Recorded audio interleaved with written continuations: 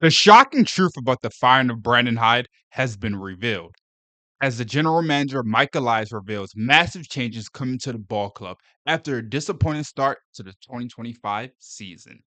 Welcome to Orioles Digest. I'm your host, Kam Brice. And like I said in every video, before you do anything, hit the subscribe button. If you're a parts percentage, let's change that today. Come join Orioles Digest. We're giving you daily updates about the Baltimore Orioles every single day that you don't want to miss. So in today's video, we're going to take a deep dive into the Baltimore Orioles, and I'm also going to tell you the real reason why the Baltimore Orioles let go of Brandon Hyde. So without further ado, let's get into our first topic of the day. Brandon Hyde.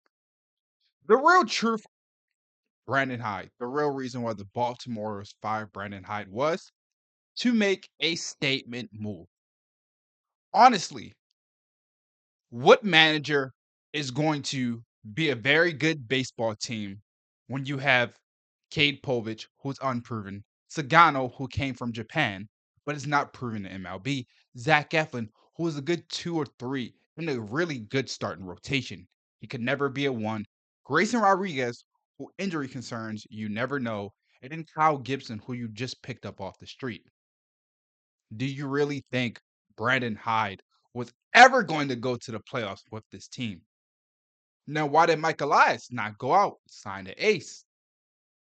Well, some pitchers didn't want to come to Baltimore. Elias tried to bring back Corbin Burns, but nothing could go right.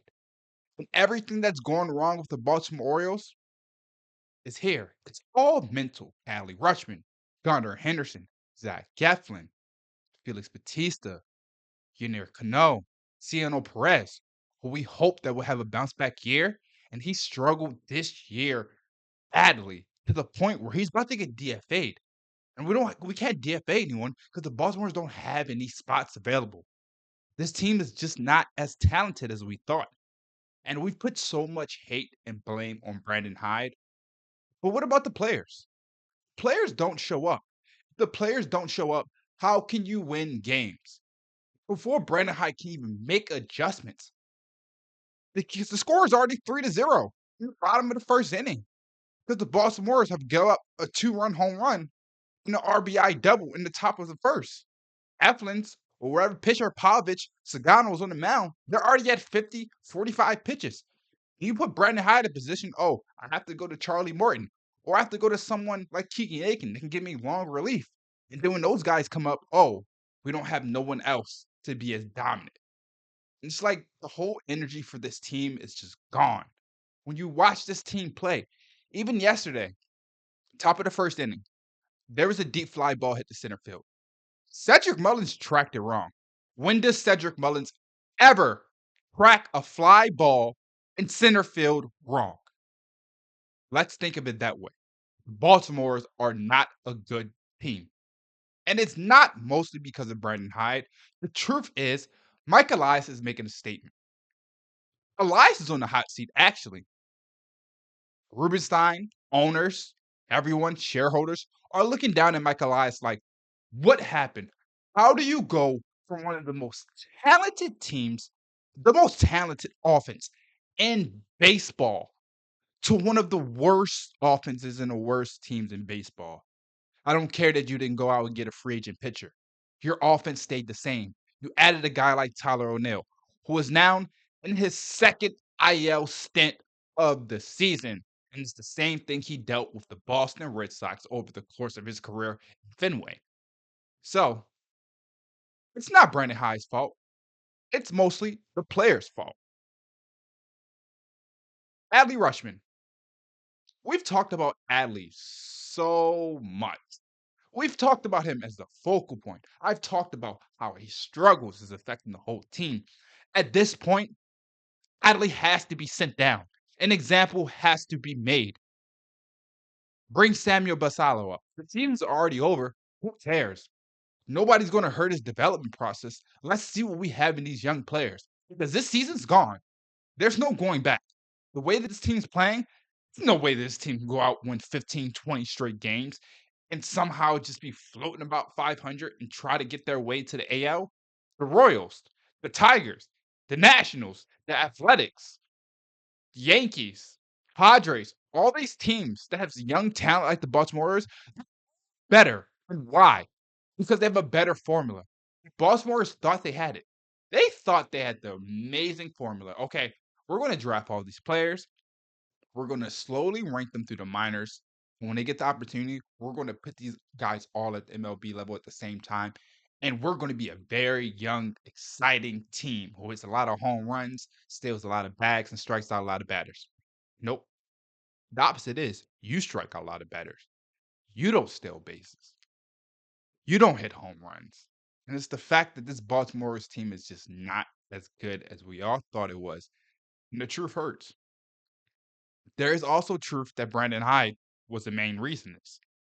His questionable decisions. And I heard somebody said that, you know, sometimes players need a player coach for your team, but sometimes you need that manager that comes in. Hey, you do this day. You have to perform this day. If you don't perform, you're not standing in the lineup. You're not doing this. We need consistent at bats from this guy. I like his creativity. He can add something valuable and creativity to the lineup. Brandon Hyde just didn't have that. Now, is Tony Manzolino going to be that guy? No, he's not going to be that guy. He's the interim general manager. But for right now, the truth is that Brandon Hyde was just used as an example. And it sucks because I wasn't that big of a Brandon Hyde guy. But honestly, what is he going to do when half of his rotations on the IL? Didn't he have pitchers who weren't even picked up this offseason because of how old and worn out and washed they were? I'm going to repeat that. Washed. Because Kyle Gibson and Charlie Morton are washed. And it was not a good offseason for Mike Elias. Let's talk about it. Elias, Tyler O'Neill, Sagano, Charlie Morton, Andrew Kittredge, Kyle Gibson, Gary Sanchez.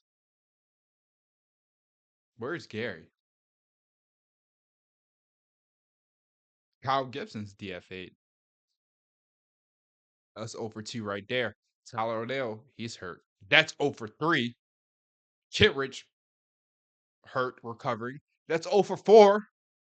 Sagano, I guess you could do maybe 1-5. Charlie Morton, 1 for 6. Mike Elias struck out this offseason. People want to blame the manager? No, it's Elias. The truth is, it's Elias. It's Elias' fault why this team's not as good as they could be. He overrated this team. He thought the talent they had on the offensive and the pitching staff could make this a World Series championship team. And none of these guys have proven they are the best at their positions in the MLB. Gunnar Henderson proved he's a young superstar, but he hasn't proved that he's one of the best players in baseball consistently every single year. Adley Rutschman has never proved in his career that he's the best catcher in baseball. He has not been the guy that we drafted for the number 1 overall. So at some point, example had to be made, and Mike Elias made an example out of Brandon Hyde. So the next example should be Gunnar Henderson, Adley Rutschman. You guys don't play, you're out of the lineup. You guys don't contribute, you're out of the lineup. Adley has to go back down away. And also, another question is, I'm going to leave you guys with this final thought. We're not going to get too deep into it. I gave you guys some information, the truth around Brandon Hyde, the main corporate, and the guy named Mike Elias and Adley Rutschman. But I'm going to ask you guys this. Would you trade Adley Rutschman if you could acquire an offensive level young superstar and a young pitcher from the minors? I'm going to leave you guys with that question. For me, if I could send him to Seattle, get anything for Julio Rodriguez, I'd do it. But that's another conversation for a different day. Thank you for joining the Orioles Digest once again. I'm your host, Kam Brice. Make sure you hit that like, comment, subscribe. We're giving you daily updates about the Baltimore Orioles every single day that you don't want to miss. From Orioles Digest, I'm your host, Kam Brice.